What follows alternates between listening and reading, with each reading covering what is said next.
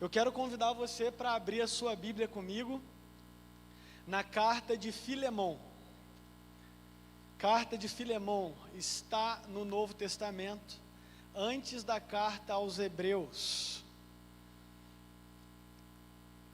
Nós leremos toda a carta de Filemão.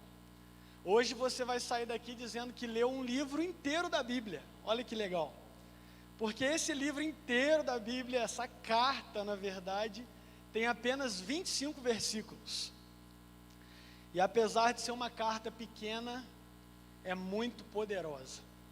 E tem lições muito importantes para a nossa vida. Hoje eu quero falar sobre relacionamentos transformados, tá bom? Carta de Filemão, então.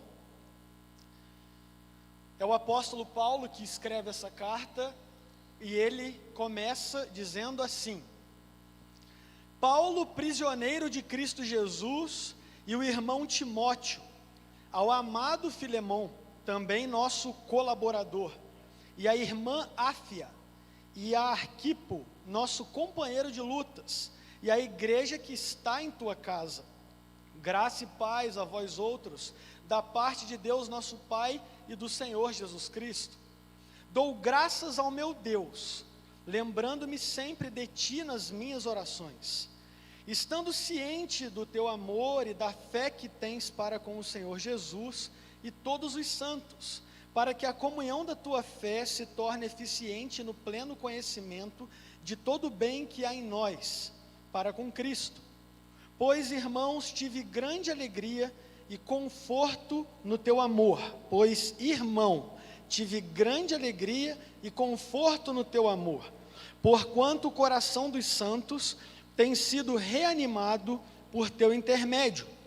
Pois bem, ainda que eu sinta plena liberdade em Cristo para te ordenar o que convém, prefiro, todavia, solicitar em nome do amor, sendo o que sou, Paulo, o velho, e agora até prisioneiro de Cristo Jesus, sim, solicito-te em favor de meu filho Onésimo, que gerei entre algemas. Ele antes te foi inútil, atualmente, porém, é útil a ti e a mim. Eu te envio de volta em pessoa, quero dizer, o meu próprio coração. Eu queria conservá-lo comigo mesmo, para em teu lugar me servir nas algemas que carrego por causa do Evangelho. Nada, porém, quis fazer sem o teu consentimento, para que a tua bondade não venha a ser como que por obrigação, mas de livre vontade. Pois acredito que ele veio a ser afastado de ti temporariamente, a fim de que o recebas para sempre, não como escravo, antes, muito acima de escravo, como irmão caríssimo, especialmente de mim, e com maior razão de ti, quer na carne, quer no Senhor. Se, portanto, me consideras companheiro, recebe-o, como se fosse a mim mesmo. E se algum dano te fez, ou se te deve alguma coisa, lança tudo em minha conta. Eu, Paulo, de próprio punho, o escrevo. Eu pagarei, para não te alegar que também tu me deves até a ti mesmo. Sim, irmão, que eu receba de ti, no Senhor, este benefício.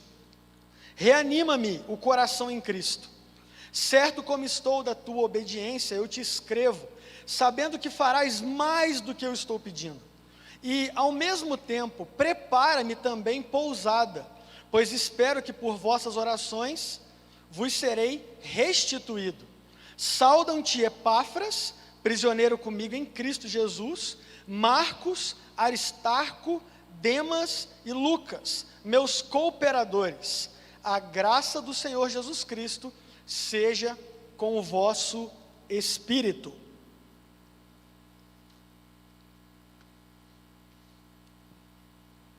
Irmãos, como eu disse, eu quero falar hoje sobre relacionamentos transformados.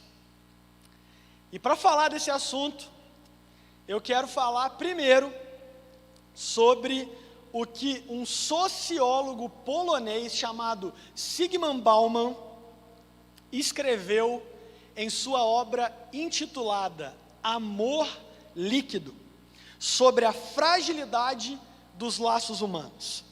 Nesse livro, ele afirma que nós vivemos em uma modernidade líquida. Ou seja, a nossa cultura é marcada, é caracterizada pela fragilidade. Parece que poucas coisas são feitas para durar. Basta você ver como são os celulares atualmente. Eles têm vida útil. Você compra um celular, não passa muito tempo, já saiu um modelo novo daquele celular e você sente muita vontade de ter esse modelo novo.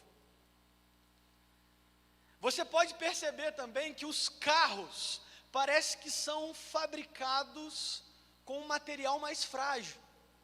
Eu tenho a sensação de que o carro do meu avô, um Passat verde, era tão forte, ele tinha uma lataria tão robusta, e os carros de hoje parece que são mais frágeis, parece.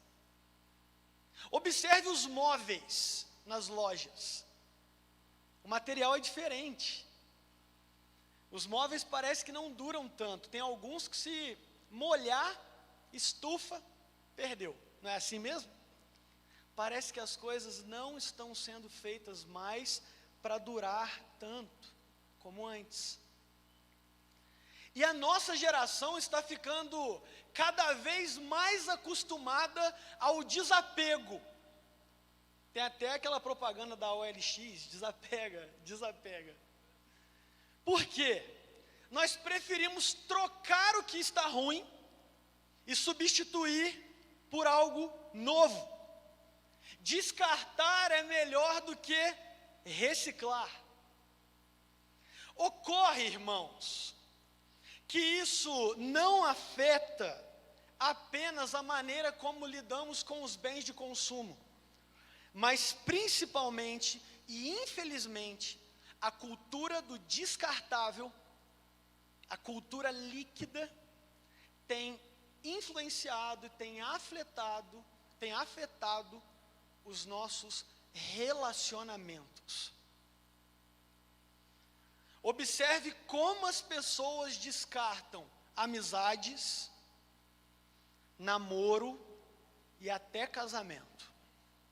São muitas trocas. As pessoas parecem que não têm mais paciência para se manter muito tempo perto de alguém. Por isso, hoje eu gostaria de falar sobre relacionamentos transformados.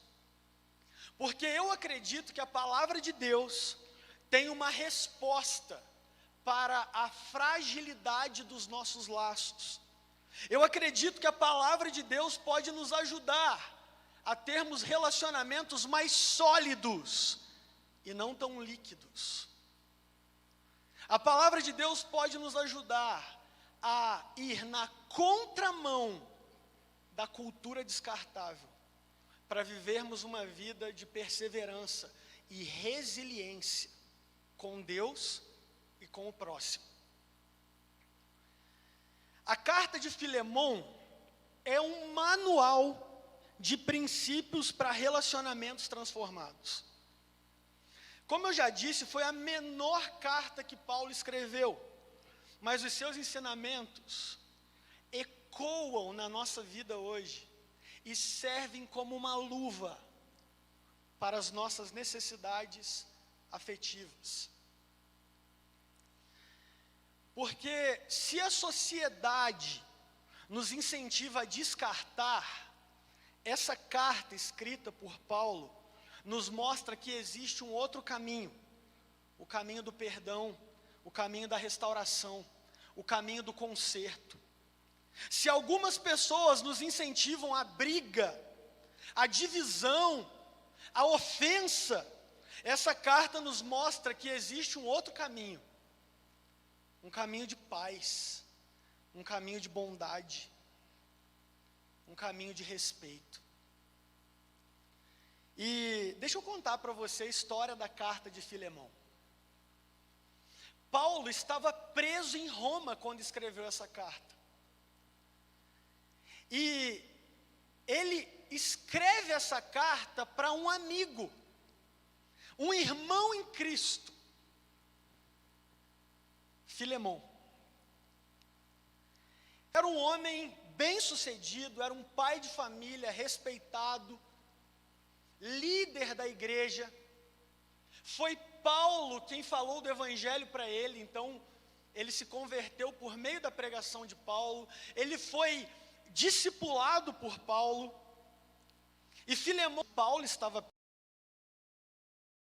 preso. Filemão morava em Colossos, a uns 60 quilômetros de Roma. Ocorre que um dia, Paulo está na cela da sua prisão, ou ele estava em uma prisão domiciliar, porque era possível naquela época. Certo é que chega um homem atrás dele. E quem é esse homem? Onésimo. Quem é Onésimo?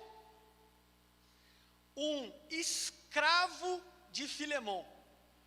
Naquela época era muito comum os pais de famílias, os patriarcas, terem escravos, que eram empregados, mas faziam parte da família. Os escravos no Império Romano tinham direitos especiais. Eles tinham direito à aposentadoria, para você ter uma ideia. Eles tinham direito a terem relacionamentos com outras pessoas. Eles eram quase que amigos da família. É claro que em algumas casas aconteciam alguns abusos e algumas injustiças. Mas Onésimo era escravo de Filemão. E aconteceu algum conflito entre eles. A gente não sabe o que aconteceu. A gente não sabe se Onésimo roubou, traiu, enganou, ofendeu alguém da família de Filemão. A gente só sabe que Onésimo fugiu. E quando ele fugiu, provavelmente a consciência dele ficou pesada. Porque ele foi lá para Roma, atrás de Paulo. Ele sabia que Paulo estava em Roma. E ele foi até Paulo para procurar ajuda. Provavelmente Onésimo pensou, poxa, Paulo pode me ajudar com Filemão. Eu não sei como eu vou resolver esse problema, porque agora eu sou um escravo fugitivo. E escravos fugitivos eram penalizados com a morte. Só que Onésimo foi atrás de alguém que poderia defendê-lo, pensou ele. E ele foi atrás de Paulo, um cara que era amigo de Filemão, pastor de Filemão, um homem respeitado. Só que o interessante é que Onésimo vai atrás de ajuda na prisão e sai de lá convertido. Ou melhor, a Bíblia diz, ou melhor, Paulo diz que Onésimo foi gerado entre algemas. Isso significa que Onésimo foi procurar ajuda, Paulo aproveitou a oportunidade, falou do evangelho para ele e ele se rendeu a Cristo. Foi na prisão que Onésimo encontrou a verdadeira liberdade. E ele ficou por um tempo ali com Paulo. Paulo diz que ele o ajudava. Ele era um assistente de Paulo dentro da prisão. Mas Paulo, como era um homem íntegro, e também não era omisso, sabia que mesmo depois da conversão de Onésimo, e mesmo depois de tudo que Onésimo estava fazendo para ele ali na prisão, havia um problema que precisava ser resolvido. Onésimo não poderia ficar ali sem voltar para resolver o problema com o seu patrão. E é interessante que Paulo escreve a carta de Filemão para pedir que Filemão receba de volta Onésimo, mas agora não mais como um escravo, mas como um homem livre, como um irmão em Cristo, como se Onésimo estivesse recebendo o próprio apóstolo Paulo. e Paulo pede para Onésimo entregar a carta. Imagina a cena. Onésimo provavelmente ficou com medo, e Filemão estava muito chateado com ele. Eu imagino Onésimo chegando na casa de Filemão com a carta, e bem na frente escrito assim, ó, Paulo, ó quem está mandando, hein? Faz nada comigo por enquanto não, ó quem está mandando, Lê primeiro essa carta, depois a gente conversa. A gente só sabe que Onésimo, ou melhor, que Filemão, considerou as palavras de Paulo, porque a tradição diz que Onésimo se tornou bispo de Bereia, ou seja, Onésimo foi liberto, foi perdoado e recebeu uma chance maravilhosa de viver como gente livre. Não é maravilhoso essa história? Eu acho fantástica. E quando eu paro para pensar em tudo isso, eu creio que a palavra de Deus tem uma direção para nós, se queremos viver relacionamentos transformados. Porque essa carta mostra como os relacionamentos são transformados quando as pessoas decidem viver pelo Evangelho e pela direção da palavra de Deus. Essa carta mostra como nós construímos relacionamentos sólidos. E eu tenho algumas lições para compartilhar com você, baseado em tudo isso que você já ouviu, e baseado nessa carta que o apóstolo Paulo escreveu. E a primeira lição é que, se nós queremos relacionamentos transformados, nós precisamos aprender a nos comunicar melhor uns com os outros. Observe o que diz o versículo 8, 9 e 14.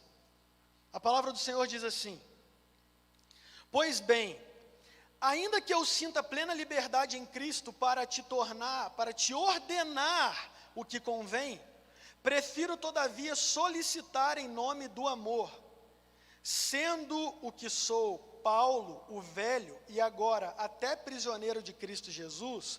Versículo 10, sim, solicito-te em favor de meu filho Onésimo, que gerei entre algemas. E no 14 ele diz assim: nada, porém, quis fazer sem o teu consentimento, para que a tua bondade não venha a ser como que por obrigação, mas de livre vontade. Sabe o que eu percebo nesses versículos? Que Paulo pede como favor aquilo que ele poderia ordenar como direito. Ele preferiu pedir em nome do amor do que exigir em nome da sua autoridade. Paulo estava falando com um amigo, mas ele sabia que isso não lhe dava o direito de falar de qualquer jeito com o seu amigo. Sabe o que eu vejo, irmãos? Que às vezes nós fechamos portas por causa da maneira como nós falamos com as pessoas. Às vezes nós criamos problemas desnecessários porque não sabemos conversar com humildade e paciência. Às vezes a gente perde a razão pelo modo como a gente fala. Você pode ser o cliente, você pode ser o patrão, você pode ser o pai, pode ser o filho, mas você não tem direito de falar com o outro como você quiser. E tem muito crente tratando de qualquer maneira o outro. Tem muito líder achando que pode falar com o liderado do jeito que ele quiser, porque ele tem a posição, ele tem a autoridade. Só que tem gente que tem a autoridade, mas não tem o coração das pessoas. É a básica diferença entre o chefe e o líder. O chefe é aquele que tem o cargo, ele manda. Mas o líder é aquele que, quando fala, todo mundo olha para ele. Todo mundo gosta de seguir ele. Todo mundo gosta de considerar o que ele tem para falar. O chefe a gente suporta. O líder a gente segue. E sabe o que eu estou percebendo? Que às vezes a gente não sabe falar com as pessoas que nos amam. Tem crente que trata a esposa como se estivesse tratando um cavalo, um cachorro rebelde.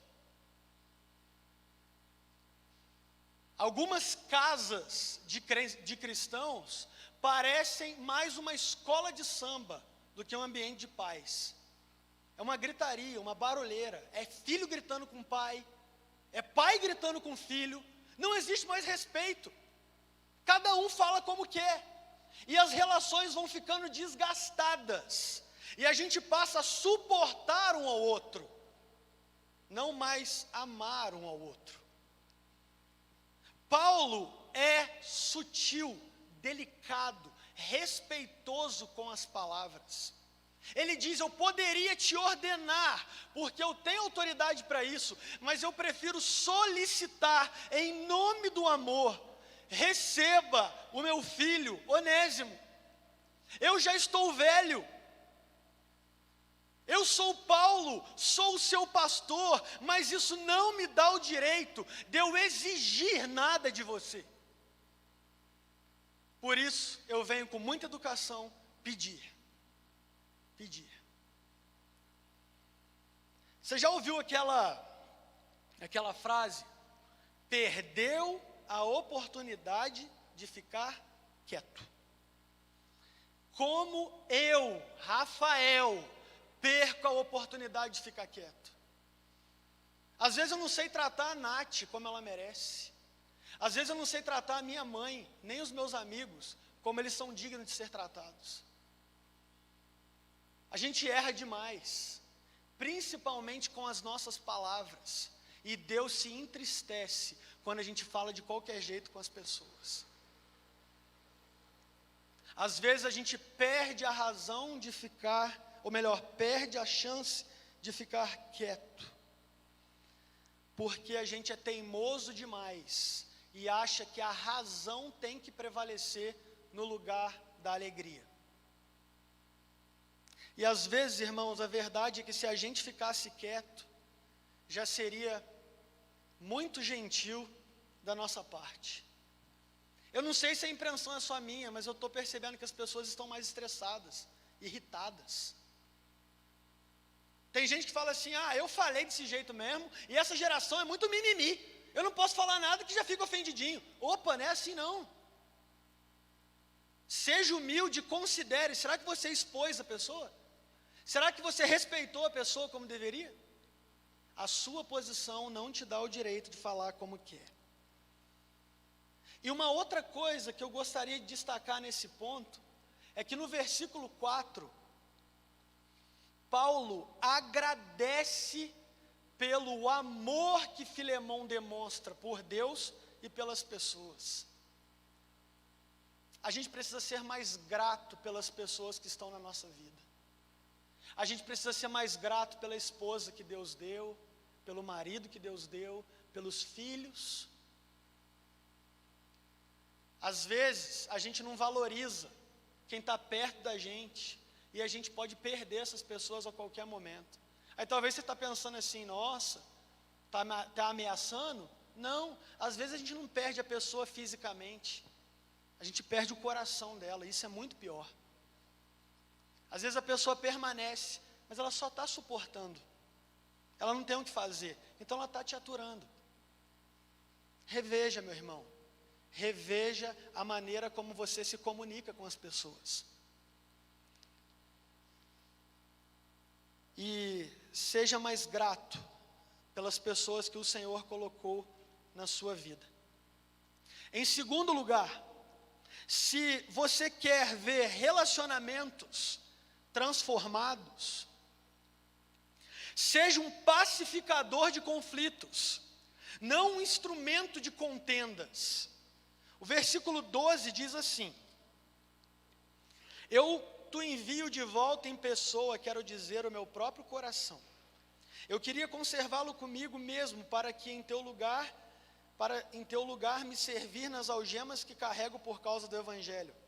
Nada, porém, quis fazer sem o teu consentimento, para que a tua bondade não venha a ser como que por obrigação, mas de livre vontade.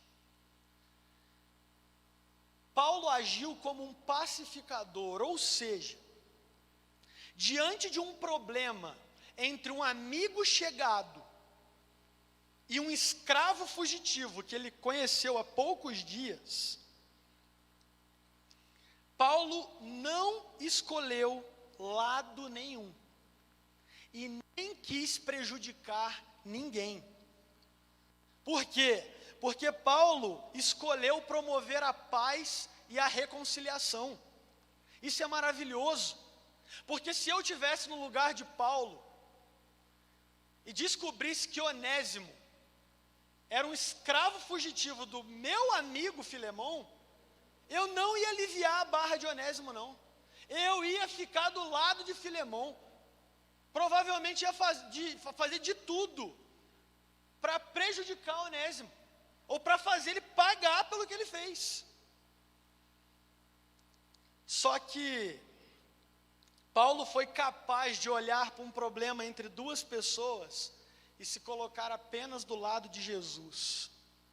Ele se deixou guiar pelo Evangelho. E o que o Evangelho ensina para nós? Que ninguém é bom, e todos nós temos um lado ruim. Todos nós somos pecadores e sujeitos a cometer graves erros. Todos nós necessitamos da graça de Deus. Por isso, cuidado com o favoritismo. Nós não somos chamados para ficar do lado de ninguém. Nós somos chamados para o ministério da reconciliação. Seja um agente de paz, não um instrumento de contenda. Já existe problemas demais no mundo. Definitivamente, as pessoas não estão precisando dos seus comentários maldosos.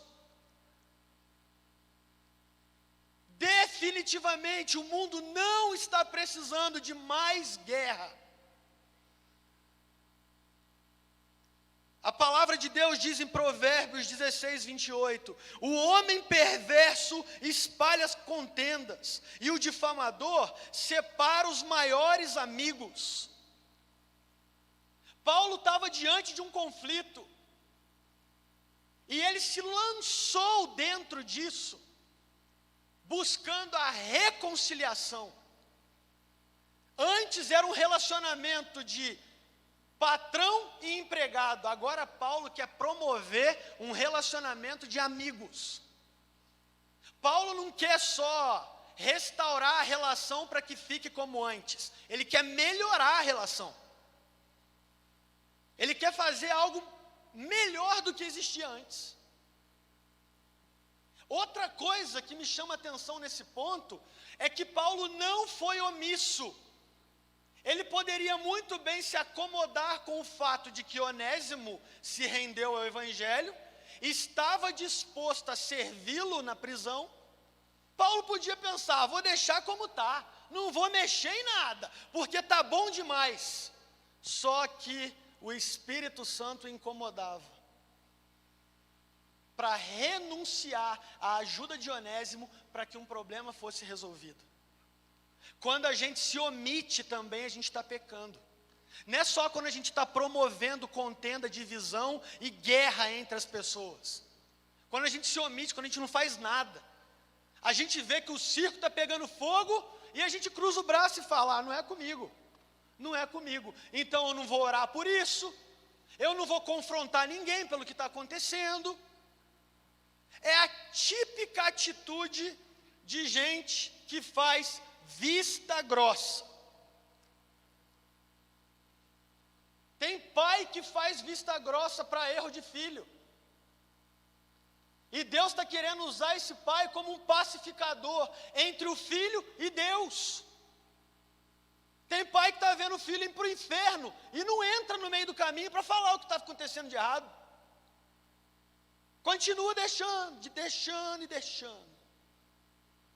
Se nós queremos relacionamentos sólidos, a gente precisa agir como pacificador.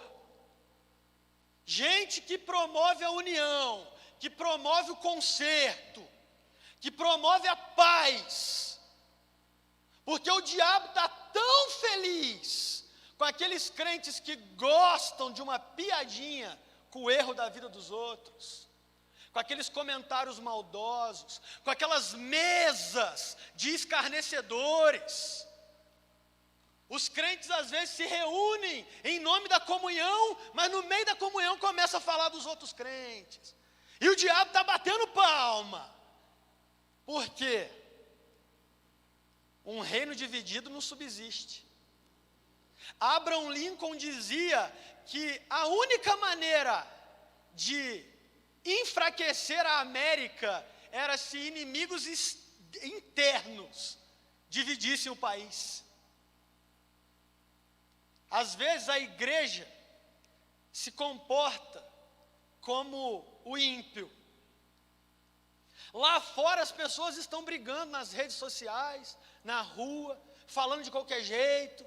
Lá fora está uma bagunça, mas aqui dentro a gente tem que ser diferente. Aqui dentro a gente tem que viver o que a palavra nos ensina. A gente tem que amar, a gente tem que cuidar um do outro, a gente tem que pacificar, a gente tem que se fortalecer. Porque se a gente se dividir, vai ser uma completa derrota para a igreja. Em terceiro lugar, se queremos relacionamentos transformados, nós precisamos considerar os conselhos dos nossos líderes. Eu já explico melhor esse ponto. Mas observe comigo aqui, na carta de Filemão, que o próprio Paulo envia Filemão, ou melhor, envia Onésimo a Filemão. Porque ele diz lá no versículo 12, eu te envio de volta em pessoa, quero dizer, o meu próprio coração. Sabe qual é a minha sensação? É de que a nossa geração está mais frágil, porque ela tem perdido a capacidade de ouvir. E quando a gente perde a capacidade de ouvir, automaticamente a gente perde a capacidade de aprender. Eu imagino Paulo e Onésimo conversando dentro da prisão. E Paulo falando para Onésimo, olha cara, estou muito feliz que você está aqui comigo, você está me ajudando, mas é o seguinte, eu vou escrever uma carta e eu quero que você volte para se reconciliar com Filemão. Eu imagino Onésimo concordando. Antes ele se comportava como um homem fugitivo, agora ele começa a se comportar como um discípulo. Antes ele se comportava como alguém rebelde, agora como alguém manso, porque ele se tornou um bom ouvinte. Ele tinha predisposição para aprender e também para obedecer. A Bíblia fala assim, lá em Hebreus 13:17, obedeçam a seus líderes e façam o que disserem. O trabalho deles é cuidar de sua alma, e disso prestarão contas. Deem-lhes motivo para trabalhar com alegria e não com tristeza, por isso certamente não beneficiaria, pois isso certamente não beneficiaria vocês. Como pastor, eu percebo que algumas pessoas têm muita dificuldade de aceitar uma repreensão, ou de aceitar um conselho. Eu conheço pessoas que procuram os pastores não para resolver os seus conflitos e os seus problemas. Eles procuram os pastores para que os pastores aprovem aquilo que eles estão fazendo. Tem gente que não gosta de ser repreendido. Eu tenho a sensação de que a nossa geração idolatra a reputação.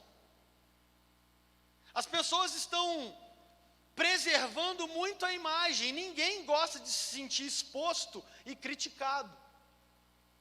E às vezes o pastor vai criticar por amor, vai repreender para te ajudar, para que você cresça. Só que eu vejo que muita gente se comporta como Onésimo se comportava antes. Erra e foge. Essa pessoa, com o tempo, vai ficando tão fragilizada que nada mais se torna sólido na sua vida, porque ela perdeu a capacidade de ouvir, principalmente os mais velhos e os seus líderes. Se nós queremos uma vida transformada, se nós queremos relacionamentos transformados, a gente precisa dar ouvido aos nossos pais, aos nossos pastores, aos nossos avós. A gente precisa aprender a se converter, como o pastor Luan disse aqui no início. Percebeu que está no caminho errado? Seja humilde para voltar. Se você sabe que está fazendo alguma coisa errada, e sua vida está prestes a se tornar um grande problema, procure um pastor, procure um líder, e aceite a repreensão. Eu creio que Deus levanta pessoas para nos ajudar a enxergar aquilo que a gente não consegue. Só que se a gente não tomar cuidado, irmãos, a gente vai viver sozinho, porque é melhor não ter opinião de ninguém. Às vezes, quando eu quero fazer muito uma coisa, e eu sei que aquilo, poxa, ainda não está certo se é bom para mim, mas eu quero, exemplo, esses dias atrás eu queria comprar um PS4, um videogame da hora. Agora já saiu o PS5, é o PlayStation 5. Parece infantil, né? Mas às vezes a gente gosta de se divertir com essas coisas. E eu cheguei a fazer a compra. A Nath nem sabe disso. Teve um dia que a Nath falou que se eu comprasse o PS4 era para vestir ele de noiva. Casar com ele. Brincadeira. Mas comprei, até passei no cartão as parcelas e tudo. Aí conversei com meu sogro se eu devia fazer isso, né, se eu devia comprar. Na conversa, tipo assim, eu não comprei ainda, estou pensando, mas eu já tinha comprado. E aí ele falou: Rafael, não é hora de gastar com isso, é um casamento pela frente, isso não é prioridade. E aí naquele momento o próprio Deus me repreendeu, e graças a Deus foi possível cancelar a compra, e o dinheiro voltou. Aleluia. Mas sabe o que isso me ensina? É que às vezes a gente sabe que o negócio é errado, mas a gente prefere fazer primeiro. Por isso a gente não pede conselho, a gente só faz. A gente tem que parar de agir assim, porque Deus colocou pessoas na nossa vida para nos ajudar a enxergar coisas que nós não vemos com tanto alcance. Em quarto lugar, se queremos ver relacionamentos transformados, nós precisamos perdoar as pessoas que nos feriram. Eu não vou nem ler o texto, mas, porque o tempo já vai, mas fica claro aqui, na carta de Filemão, que Onésimo foi perdoado. Como eu já disse, um escravo fugitivo merecia a morte. Mas quando Onésimo entregou a carta para Filemão, aconteceu um grande milagre. Porque Filemão resolveu considerar as palavras do apóstolo Paulo e libertou Onésimo daquela condição que ele vivia. Para mim, o que significa perdoar? Nós perdoamos uma pessoa quando nós decidimos abrir mão do rancor e do desejo de vingança contra ela. Nós perdoamos quando desejamos o bem da pessoa, apesar do que ela fez contra a gente. Não significa que ao perdoar eu vou esquecer o que aconteceu, ignorar o fato ou simplesmente seguir a vida como se nada tivesse acontecido. Não, o perdão verdadeiro é responsável. Então, quem perdoa decide não carregar mais o ressentimento. Decide não desejar mais a vingança contra aquela pessoa, e define também que não vai mais falar mal dessa pessoa pelos corredores. Antes vai orar por ela, desejando a sua mudança. Se você diz que perdoou alguém, mas está esperando para essa pessoa que te feriu se dar mal, você não perdoou. Se você diz que perdoou alguém, mas quando você descobre que essa pessoa começou a sofrer as consequências pelo erro que cometeu, e você se sente feliz por isso, ou dá risada por isso, você não perdoa. Porque quem perdoa passa a desejar o bem para a pessoa, passa a desejar a mudança, não o mal. E algo que precisa ficar claro aqui também é o que Paulo aponta no versículo 18, porque ele diz assim: se Onésimo te deve alguma coisa, Filemão, põe na minha conta, porque eu quero pagar. E eu assino de próprio punho, eu pagarei. Sabe por quê, irmãos? Paulo tinha consciência do dano e da responsabilidade de Onésimo referente ao prejuízo que Filemão deu para ele. Por isso ele disse: eu pagarei. Existia uma dívida. Isso significa que toda pessoa, mesmo depois de perdoada, precisa honrar os seus compromissos e suas obrigações. Romanos fala sobre isso. Romanos capítulo 13, versículos 7 e 8 diz assim: pagai a todos o que lhes é devido, a quem tributo, tributo, a quem imposto, imposto, a quem respeito, respeito, a quem honra, honra. A ninguém fiqueis deveis coisa alguma, exceto o amor. Não é porque nós somos perdoados por Deus que a gente vai deixar de ser responsável com o prejuízo que a gente causou. Em quinto e último lugar, para a gente encerrar, se nós queremos ver relacionamentos transformados, se nós queremos relacionamentos sólidos, não devemos perder a esperança de ver o poder do Evangelho transformar a vida de alguém. No versículo 25, Paulo deixa claro que ele espera que a graça de Deus tome conta do coração de Filemão e de todos aqueles que receberiam Onésimo, para que a reconciliação acontecesse. E o poder do Evangelho foi maior do que o rancor, foi maior do que o desejo de vingança, O poder do Evangelho transformou a vida de Onésimo, transformou a vida de Filemon, transformou a realidade daquela igreja em Colossos.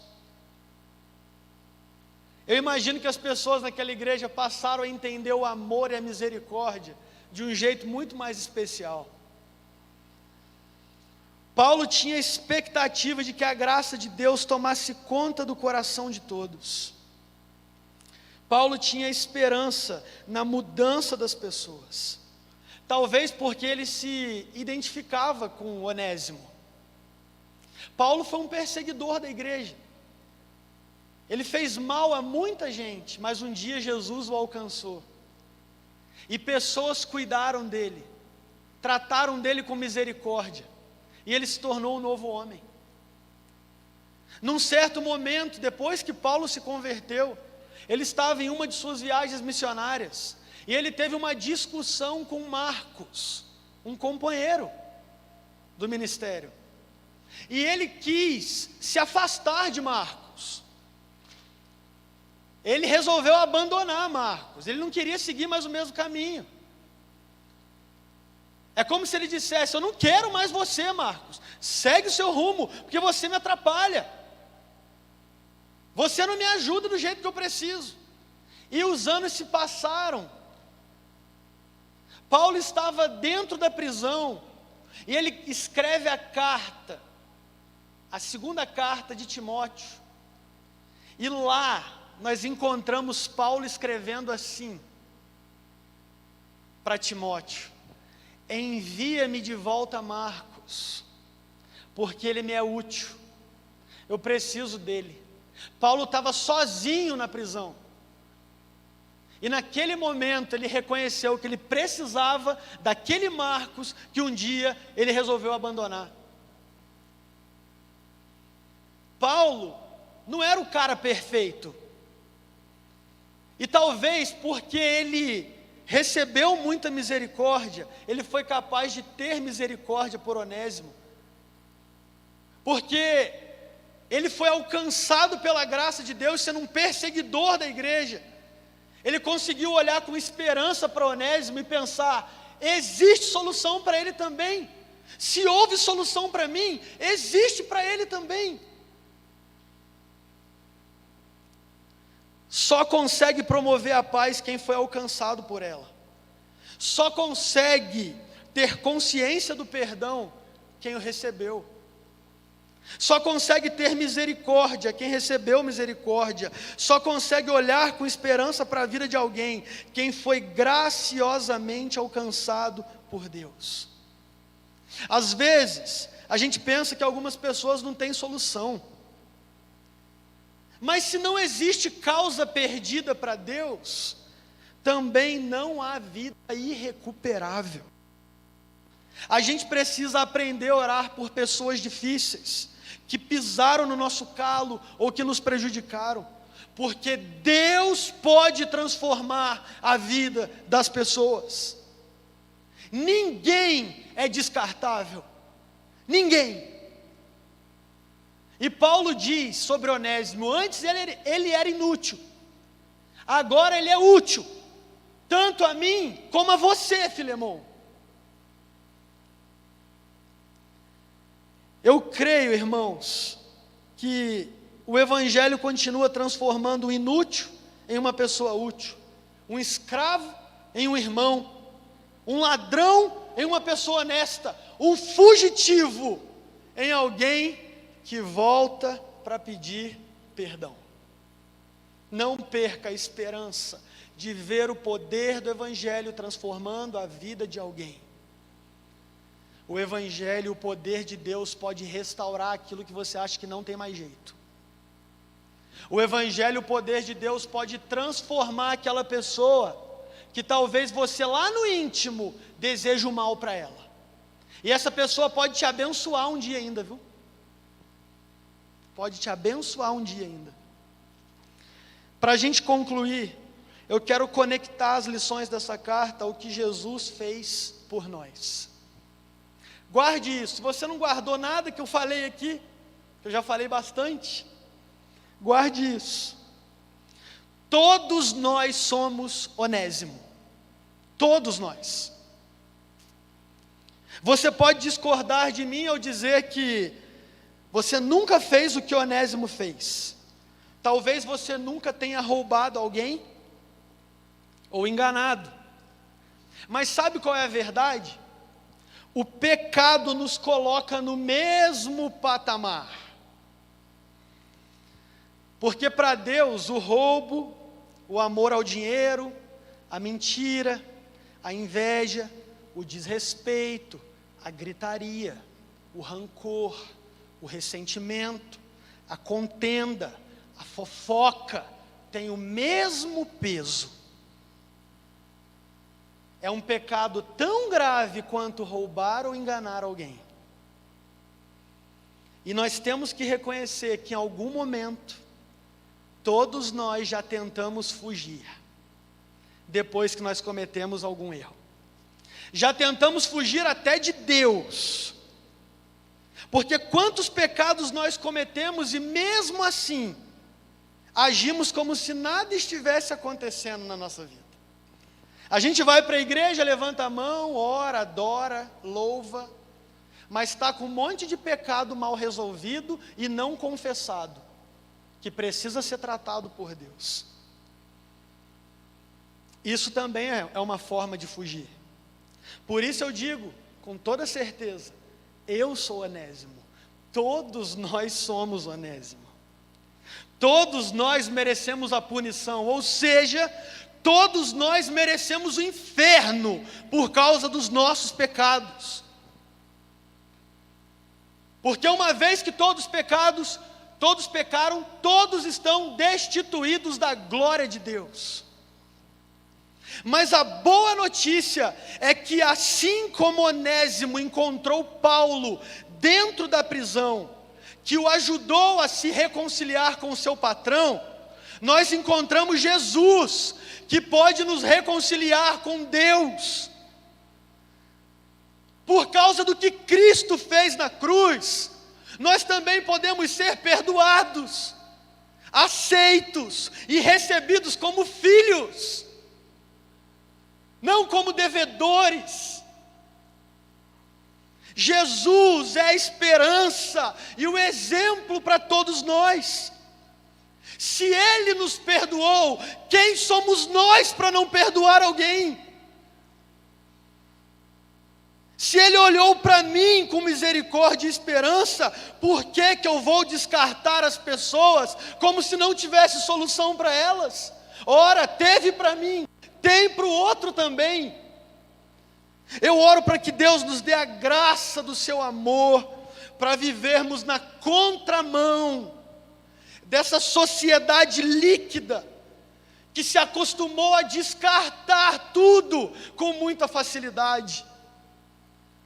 Que os nossos relacionamentos sejam marcados pelo amor, pelo respeito, pela resiliência. Que os nossos relacionamentos sejam transformados para a glória de Deus. Eu quero convidar você para se colocar de pé junto comigo, para você orar junto comigo, pedindo a Deus graça e mudança. Deus quer tratar do nosso temperamento. Tem muitas pessoas com o problema da irritabilidade, tudo irrita, tudo incomoda, não tem mais paciência com ninguém.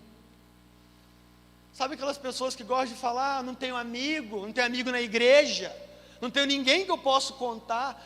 Para com isso em nome de Jesus, porque Deus tem relacionamento saudável e transformado para você, aqui dentro também.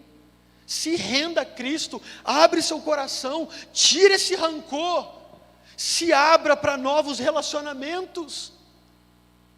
Deus tem uma nova história para nós, e pelo poder do Evangelho a gente pode viver essa nova história. Vamos orar? Senhor, eu te agradeço de todo o meu coração pela rica oportunidade que o Senhor nos deu de meditarmos na Tua Palavra. Deus, tantas coisas foram ditas aqui, mas nós sabemos que somente o Senhor sabe o que cada um precisa acolher no coração. Deus, que nós sejamos humildes nessa noite, para reconhecermos nossas falhas de caráter, nossos ressentimentos, nossos maus pensamentos. Deus, limpa o nosso coração, limpa a nossa mente, substitui o rancor, a mágoa, pela misericórdia, pelo amor. Todos nós necessitamos de Ti, Deus. Alcança os nossos relacionamentos, restaura os nossos relacionamentos. Ajuda-nos, Deus, a sermos mais respeitosos, cuidadosos uns com os outros, porque a nossa posição, quem nós somos, não nos dá o direito de tratarmos ninguém como nós quisermos. Deus, nos ensina a sermos mais bondosos e mais misericordiosos com as pessoas. E, Senhor, elimina do nosso meio todo espírito de fofoca, toda contenda, todo partidarismo, todo favoritismo, Senhor. Nós lutamos por uma causa só, que é a causa do Evangelho. Ajuda-nos a sermos pacificadores. Dê-nos coragem para não escolhermos lado nenhum. Senhor, alcança a Tua igreja com transformação e ensina-nos a viver o Evangelho na prática dos nossos relacionamentos. É tudo que eu te peço nessa noite, com o perdão dos meus pecados e em nome de Jesus. Amém, Senhor.